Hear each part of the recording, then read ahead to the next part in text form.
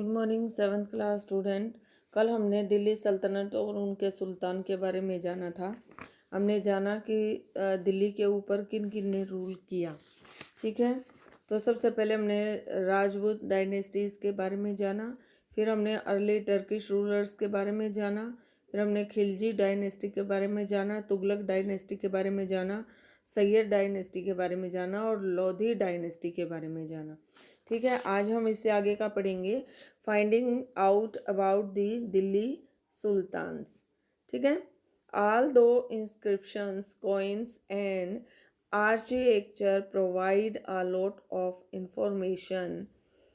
Exceptionally valuable are histories, Turkish singular, Turkish plural, written in Persian, the language of administration under the Delhi sultans. आप यहाँ pick में देख पा रहे हैं कि ये जो राइटर्स हैं जो दिल्ली सुल्तान के अंडर जिन्होंने जो काम होता था, उसमें प्रशासनिक काम होता था, उसके बारे में लिखने का जो काम है वो करते थे। ठीक है, ये इंस्क्रिप्शंस लिखी जा रही हैं, जो हाथों से लिखी जा रही हैं, आप देख रहे हैं इस पे। यहाँ पर फर्स्ट कॉलम में आप देखें, सेकंड, थर्ड और फोर्थ में आप देख सकते हैं।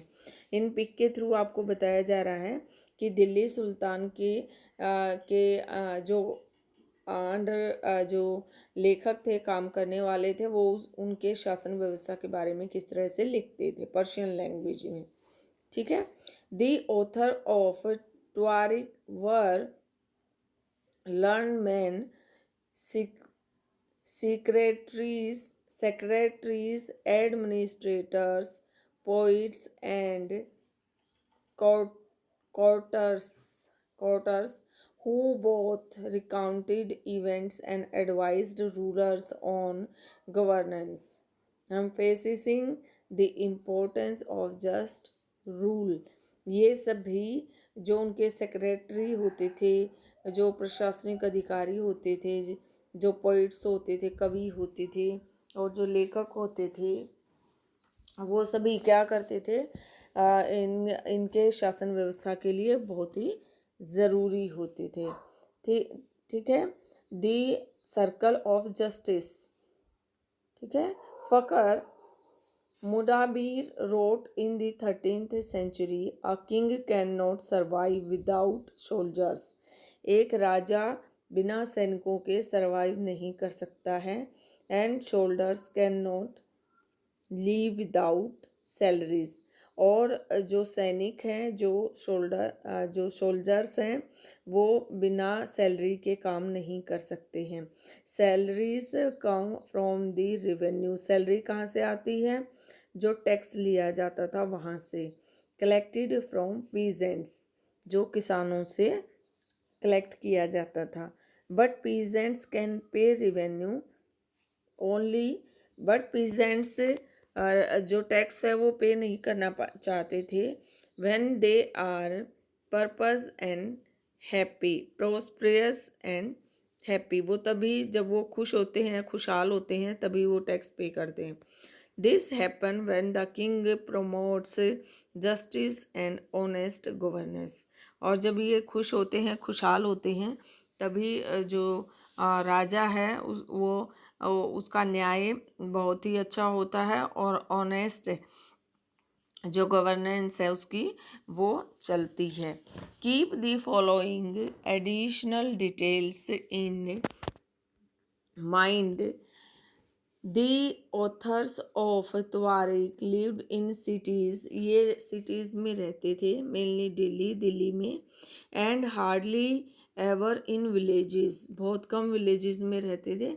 दे ऑफन रोट देयर हिस्ट्रीज, ये हिस्ट्री इतिहास लिखते थे for sultans in the hope of rich reward, और इन्हें बहुत अच्छा इनाम दिया जाता था। These authors advise rulers on the need to preserve an ideal social order based on birthright and gender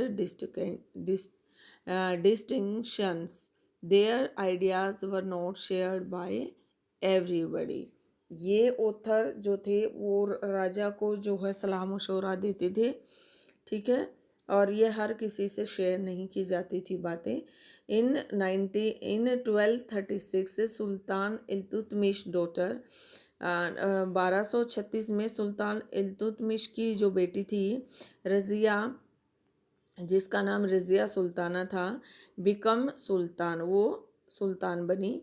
दी क्रोकनर of the age Minhaj e Siraj recognise that she was more able and qualified than all her brothers।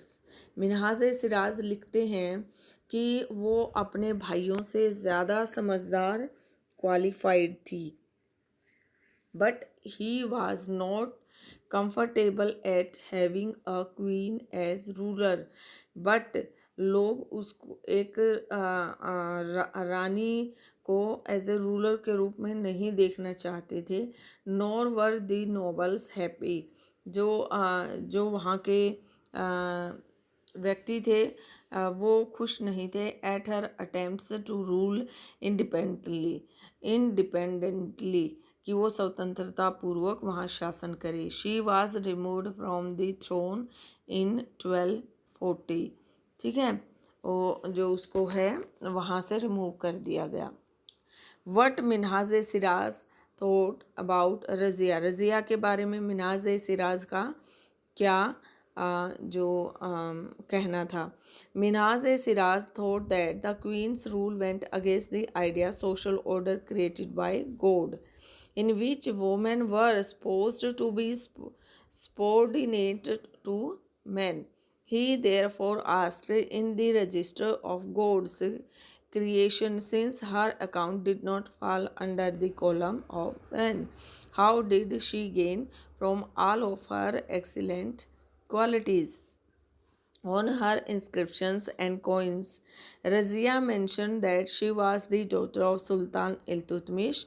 This was in contrast to the queen Rudrama Devi, जैसे रुद्रमा देवी रानी बनी थी in 1262 to 1289 और the Kakatiya dynasty of Varangal, part of modern Andhra Pradesh। Rudrama Devi changed her name on her inscriptions and pretended she was a man। Another queen, Dida, ruled in Kashmir 980 to 1003। Her title is interesting। It comes from Didi or elder sister, an obviously affectionate term given to a loud rule by her subjects, express Minhas ideas। तो इस तरह से मिनहाज सिराज ने बताया कि जिस उस समय की जो लेडीज़ थी, जो क्वीन थी, उसमें जैसे रज़िया सुल्ताना है, फिर रुद्रमा देवी है, और फिर दीदा जो कश्मीर में रूल करती थी, उनके बारे में आपको डिटेल में बताया गया है। ठीक है बेटा, यहाँ कुछ साइड में कॉलम भी दिए गए हैं आपकी बुक में, आपको इस पेज पे दिखाई दे रहे होंगे। ब्राइट राइट मीन्स क्या होता है? privileges claimed on account of birth। For example, people believed that noble inherited their rights to govern because they were born in certain families। जैसे जो जन्म से ही आपको अधिकार प्राप्त होते हैं, जैसे जो नोबल पर्सन होते हैं वो ये कहते हैं कि उन्हें रूल करने का जो अधिकार है वो जन्म से ही प्राप्त है।